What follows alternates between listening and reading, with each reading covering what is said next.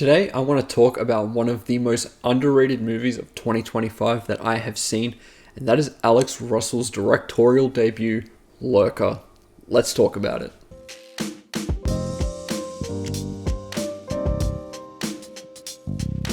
Honestly, I was not expecting too much from this movie. I just wanted to knock it off my 2025 watch list so I could prepare for my Kennedy Awards in the beginning of 2026. And what this turned into was just such a riveting thriller that has some unique concepts that hooked me from start to finish. Alex Russell makes his directorial debut here after working on great TV like Beef and The Bear to make what is considered a stalker thriller.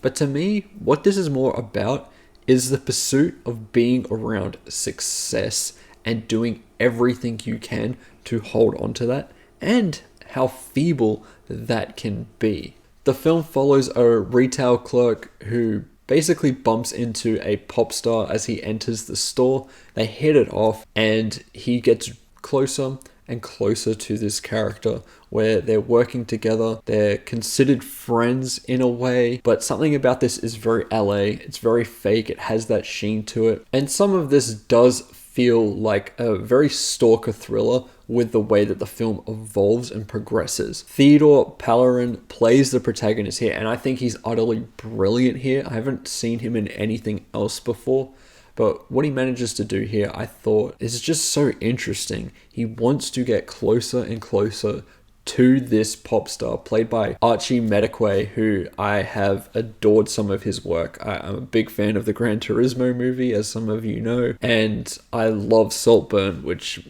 they're both those movies aren't the most beloved movies of all time, but I really love both of them, and he has a great presence in both those films, and I think he continues that form with Lurker. I think the supporting performance, or even dual lead performance he gives here, is so great. I think the character he plays is the most interesting and what makes this movie special, because if you just had Theodore Pallerin's character being this sort of crazy stalker that just wants to get pulled into success, and the pop star is basically using him because he sees some sort of talent and just wants him to film his music videos and a documentary, it could just fall flat and be pretty generic. And some of this does feel like a very indie version of Saltburn, so if that description right there turns you off this movie, I totally get it. But for me, I loved Saltburn, and so I'm just naturally inclined to like this. Archie Medekwe's performance here, as I said, is quite brilliant,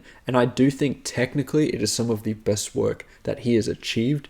And I think when the film hits its third act, his character gets explored, and he is so much more than just the pop star that is using people and has a bunch of yes men around him. What he does here, how the film puts the onus on this character and makes him look very fragile, I think was a brilliant choice, and the decisions that are made in the lead up to its finale are somewhat shocking and utterly brilliant, I think, in just putting a fresh spin on things. And that's why it's so great to get fresh new voices in film, because you get these original ideas and concepts within a genre that could be seen as very tired. In terms of technical craft, I think it's very solid. I think the editing is the strongest aspect of this film. I found it to be very sharp with its use of montage, which is so well placed.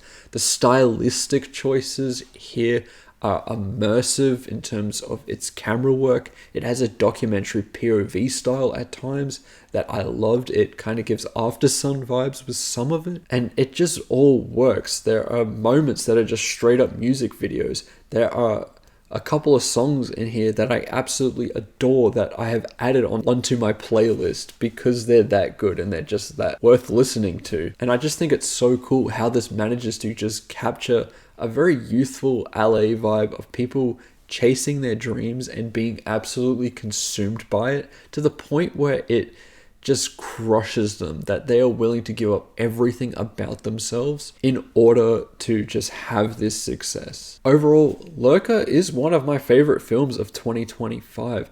Yes, there are maybe a moment or two where it's lacking. I especially think the first third of this movie, it's fine. It is pretty good, but you do see a lot of generic moments that I have seen in plenty of other films before.